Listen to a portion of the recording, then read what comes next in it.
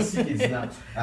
Écoute, aujourd'hui, on va parler d'un fait de société qui, écoute, on peut le voir en deux volets. OK. OK, bon, on va parler de technologie. Oh, c'est surprenant quand même. Oui, hein? OK, vraiment, OK. Est-ce que la technologie peut nous perdre OK. ou est-ce qu'elle peut nous sauver? Oh, j'adore. Ouais. Ça touche beaucoup de choses, ça touche... Ben, c'est très large. Vraiment, mais... T'as pas idée, hein? Ah non, Après vraiment. cette réflexion-là, ça m'a pris 2 Tylenol. Ah oui, déjà, mon cerveau est en ébullition. Donc, on va voir la carte qui va pouvoir nous guider dans ça. Oh, que ça n'a pas l'air de t'exciter comme... Le passage... Oh, ben, Toi, le passage secret. Ça t'interpelle? Ben, quand même, un passage secret, la technologie, je ne veux pas starter tout de suite, mais... Tu vas faire ça en premier? Bien certainement. Mais quand même, la technologie comme étant un outil qui peut nous aider, l'humanité, à s'en aller vers plus d'humanité. Mais j'expliquerai tantôt. Mais pourquoi ce matin, ou qu'est-ce qui t'a conduit à choisir le terme de la technologie? Ben, en fait, je trouve que dans nos sociétés, aujourd'hui, la technologie a pris beaucoup de place. OK. Peut-être même un peu trop. Je fais surtout référence au téléphone intelligent. Ouais. C'est quand même assez nouveau dans nos vies, hein? Ça Ouais. fait à peine une dizaine d'années. Et tout ce que ça a pu changer en 10 ans sûr. à peine, c'est spectaculaire. L'influence que ça a, l'isolement que ça peut créer, parce que beaucoup de gens sont derrière l'écran, puis bon, passent leur temps devant leur téléphone intelligent. Et j'en connais une demi-douzaine, si ou plus. Là. Sincèrement, tout le monde connaît là, quelqu'un qui est là-dessus tout le temps. Bien sûr. Et là, c'est comme un peu... Et je me disais, OK, dans 10 ans d'ici, qu'est-ce qui va se passer? Est-ce que... parce que c'est appris à évoluer très rapidement, les technologies, les nouvelles technologies, on les appelle les nouvelles, mais c'est tout ce qui est voiture intelligente, oui. maison intelligente, intelligence artificielle, ça aussi, ça s'en vient. Je lisais un article il n'y a pas longtemps de ce grand astrophysicien qui nous a quittés au mois de février. Je ne me rappelle pas de son nom, il était en fauteuil roulant. Ah, Hopkins. C'est ça, merci beaucoup, Oui. merci. Lui, il disait, moi, l'intelligence artificielle, ça me fait peur. Je le comprends. J'ai peur de ça. J'ai peur que ça prenne la place de l'humain. J'ai peur que ça crée des guerres. J'ai vraiment peur de ça. Il y avait 2 choses qui lui faisaient peur. Ouais. C'était ça et l'avenue des extraterrestres. Ah, OK, pourquoi peur? Ben, c'est parce que pour lui, il y a tellement, l'univers est tellement, là on va s'écarter un peu du monde, on le fait tous les semaines de toute façon. Pour lui, l'univers était tellement vaste que c'est impossible qu'il n'y ait pas de vie ailleurs dans l'univers. Donc, mathématiquement parlant, pour lui, comme scientifique, c'était pas possible. Alors, il se disait, il faut se méfier de ça, ça peut peut-être arriver, mais les technologies, c'était vraiment quelque chose qui l'interpellait. Et je me suis dit, tiens, oui, effectivement, on va lancer le terme ce matin là-dessus. Alors, je précise un peu plus ma pensée. Oui, il y a beaucoup d'éléments qui viennent à l'esprit, mais si tu me permets un petit saut en arrière, moi, on est en 2019, ça veut dire... Non, ça va. Moi, je n'avais pas de téléphone cellulaire, c'était ma fierté dans la vie. Et il y a 2 ans, bon, j'avais un mandat à vice-présidence au Bloc. Je fonctionnais sans téléphone.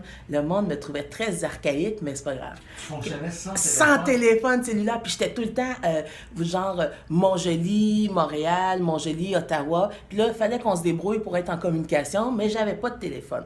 Quand Martine Ouellette est arrivée, bon, là, je dis, bon, je n'ai pas de téléphone. Elle me regarde. D'où tu viens? Ah non, c'était drôle. Puis à un moment donné, c'est devenu dysfonctionnel, ce qui a fait en sorte que j'ai été obligée d'en avoir. Alors, mais j'avais une forme de fierté de ne pas avoir de téléphone cellulaire. Mais une fois que j'en ai un, je suis carrément droguée à l'outil. Je suis pas capable de m'en séparer. Est-ce que t'en avais pas un parce que tu avais des peurs, ou c'était une question de principe, ou non. c'était que tu avais peur d'être rejointe en tout temps? Non, mais c'est bien simple, c'est qu'au début, bon, premièrement, moi, je mets toujours tout dans mon soutien-gorge. Fait que peut-être il y a 15 ans, non, je sais, ça fait bizarre, là, mais écoute, non, tu vas voir où je m'en viens, là. Il y a 15 ou 17 ans, 15 ans peut-être, j'avais acheté un téléphone moins performant qu'on a habituellement, puis je le mettais dans mon soutien-gorge. J'ai commencé à avoir des palpitations cardiaques. Fait que moi, je me suis dit, OK. À cause des fréquences. Ah oui, Ben, je me suis... un peu trop proche de ton cœur. Non, ben là, Ben ou bien il n'était pas aussi bien fait à l'époque, mais c'est certain que moi, j'ai gardé ça 6 mois, je me suis dit, non, plus jamais. T'as eu peur? J'ai eu peur, oui, parce que je me suis dit que ça m'envoyait plein de radiations. Mais là, visiblement, les radiations, soit ils sont moins grandes ou je suis capable de vivre avec. Mais pour en revenir à ton histoire d'intelligence artificielle, ça me fait penser un peu à Terminator. Mm-hmm. Tu te souviens dans le film, puis il y a plein de films là-dessus où nous autres, comme humains, on est contents, on développe la technologie, puis dans le biomédical, c'est intéressant. Moi, si par exemple, j'ai, je sais pas, un membre qui est brisé, puis là, je suis capable de rentrer des données, puis des puis là, où ça reconstitue mon organe interne, tu comprends j'ai tendance à dire oui, la technologie est bonne, puis mais jusqu'à quel point est-ce qu'on va... basculer, ou qu'on pourrait basculer et où la machine va se mettre à penser elle-même, parce qu'elle pense déjà par elle-même. Mais quand... c'est vraiment un enjeu intéressant. J'ai pas de compétences là-dessus. Ben, écoute, moi, à part que d'aimer la technologie, j'ai pas de compétences non plus. Okay. Sauf que je pense que, en ce qui me concerne, je suis très avant-gardiste dans la technologie et j'aime beaucoup m'équiper d'appareils techno. Ouais. Mais il y a une logique derrière ça. Je m'équipe parce que je trouve ça utile. Ouais. Je m'équipe pas parce que je veux bien paraître ou je veux avoir telle affaire. Ouais. Non, c'est pas ça du tout. Pour moi, il faut que ça ait une implication, il faut que ça ait un lien d'efficacité. OK. Il faut que ça soit comme ça. Si c'est pas ça, ça rentre un peu moins dans mes critères. Donc, il y a l'efficacité qui rentre en ligne de compte. Alors, c'est clair qu'avec les nouvelles technologies, aujourd'hui, on a plein d'outils, comme par exemple pour gérer notre temps, avec des gestionnaires de tâches, des agendas électroniques, des appareils qui se synchronisent ensemble, et bon. Ben, demain matin, là, il y a une panne d'Internet mondiale. On va avoir de la difficulté. Et tout s'arrête, là. On va avoir de la difficulté. Pourtant, on vivait aisément, là, il n'y a pas longtemps, sans flux Internet. Mais là, on devient dysfonctionnel. Là, vous nous entendez à la radio ce matin, là, présentement. Ouais. Ben, si on n'avait pas Internet, on ne serait pas en onde. Parce qu'on est à Montjoly. Ouais. Et les deux studios sont reliés par Internet. Alors, pas aussi simple que ça. Pas d'Internet, pas de radio. Tu sais, juste l'usage d'un bottin téléphonique, c'est simple. Un dictionnaire, on est tellement rendu automatisé. L'autre jour, je m'en vais chez le dentiste. Ouais. Lundi passé, ça me fait rire. Il y a une madame qui était là dans la salle d'attente qui se lève. Elle va voir la réceptionniste. Elle lui demande, avez-vous le bottin téléphonique? La réceptionniste, j'ai vu dans son visage un moment d'égarement. En se disant, voyons. Ben oui, mais elle ne l'a pas dit, elle a voulu rester polie, là, c'est normal. Elle dit, madame, non, on n'a pas ça. Puis moi, dans ma tête, je me suis dit, hey, ça fait longtemps qu'on n'a plus ça, les bottins téléphoniques. Mais elle en avait besoin, c'est bien correct, là. Mais bon, c'est juste pour te dire qu'on a déjà sauté, on a sauté quand même plusieurs étapes, là. Et pour revenir au thème qui est le passage... La carte, tu veux dire, qui est le passage secret. Le passage secret, ben oui, c'est ça. Et, comment faire un lien? Ben, on pourrait dire, moi, ce qui m'est venu, c'est un passage secret, soit pour que la technologie, l'intelligence artificielle s'auto-autonomise, ou un passage secret pour que l'humain sache l'utiliser à bon escient. Ouais. Ou bien... où ça nous conduit, donc l'usage de notre technologie. C'est toutes des façons qu'on peut aborder là, le passage secret. OK. Si on regarde ce qui se passe aujourd'hui. Ouais. Bon.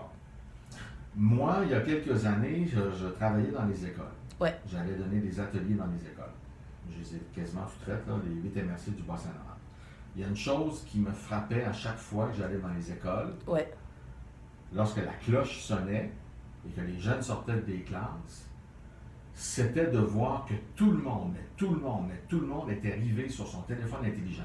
Ça, on doit à polyvalente ou des écoles primaires? Polyvalente. OK. Ça a peut-être changé, là. Il y a peut-être eu des règles depuis ce temps-là. Moi, je te parle de 2014 environ. C'est quand même pas si loin que ça, 2014. Ah non. C'est quand même pas si loin que ça. Et il y avait deux choses qui m'impressionnaient là-dedans. Ouais. La première, c'est de constater que, OK, ils sont tous et toutes devant leur téléphone intelligent. Ouais. OK. Et la deuxième, c'est partout, il n'y a pas de signalisation. Comment ils font pour se rentrer dedans? Tout le monde était arrivé à l'écran, les yeux baissés. Il n'y a personne qui se rentrait dedans. Je dis, voyons, ils ont des radars. Qu'est-ce qui se passe? Je ne comprenais pas. Alors, il y a une école dans une commission scolaire ici même au Québec. Là. Ah oui, OK.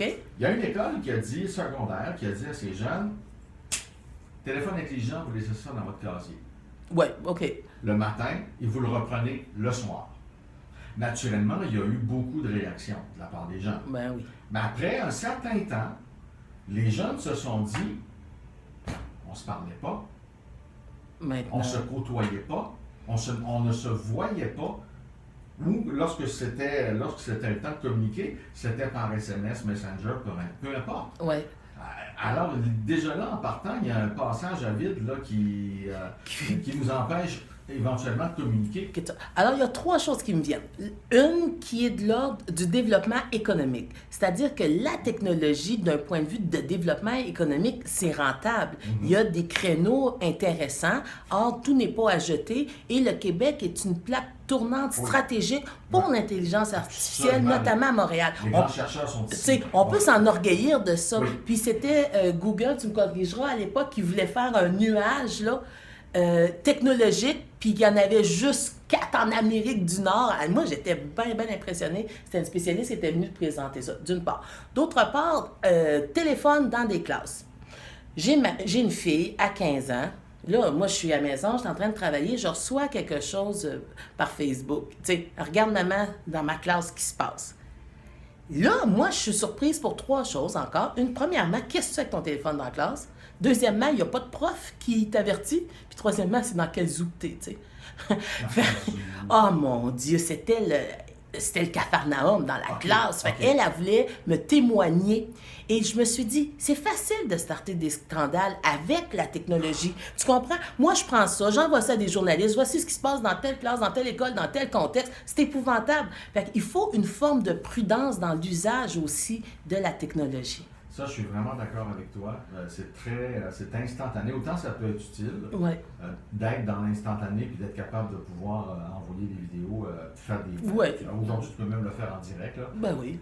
Sauf que oui, effectivement, tu as raison. Parce que là où ça peut jouer des tours, c'est que cette information-là qui est diffusée n'est pas filtrée. Ah, ben, tu peux dire n'importe... Tu peux dire n'importe quoi. Scandale. Mon mari m'amène quelqu'un, là... Bon, lui, c'est un humoriste. Il n'est pas très établi, puis il n'est pas connu. Il fait une joke sur la pédophilie. OK, on s'entend, c'est pas nécessairement un thème à faire des jokes. Il a mal fait. Mais tout le monde le prend pour un pédophile. Là, il y a des menaces de mort, il y a des poursuites, les gens sont à sa porte. Lui, il se pensait bien bon quand il faisait son spectacle, là. Mais là, non, ça lui a joué un tour. Il a appris de sa leçon, finalement. Parce que, écoute, moi, je fais exactement la même chose quand vient le temps d'utiliser les réseaux sociaux. Oui. OK? Quand ça vient le temps de faire des posts sur Facebook ou d'autres plateformes. Oui. Je fais toujours attention à ce que j'écris. Tout le temps. Je me dis, OK, ça, je peux pas me le permettre. Pour plusieurs raisons. Ouais. Parce qu'on est des personnalités publiques aussi. Oui. Il y a une couche là. Oui, c'est sûr. C'est sûr, c'est un scandale. L'animateur, le directeur, en fait, de la radio. Non, tu peux pas. Tu peux pas faire ça. Donc, tu dis, OK, même si tu dis, OK, j'ai filtré mes amis, tu fais attention. J'en connais qui ne font pas du tout attention. OK. Tu vas passer ça sur Facebook. Non, c'est sûr. Hashtag mon mari. Écoute, il y a un problème là. Mais si je te dis qu'il est rendu 8h58. Je te dirais, il resterait juste 2 minutes. Si je te dis qu'on éternise un peu. Je te suis.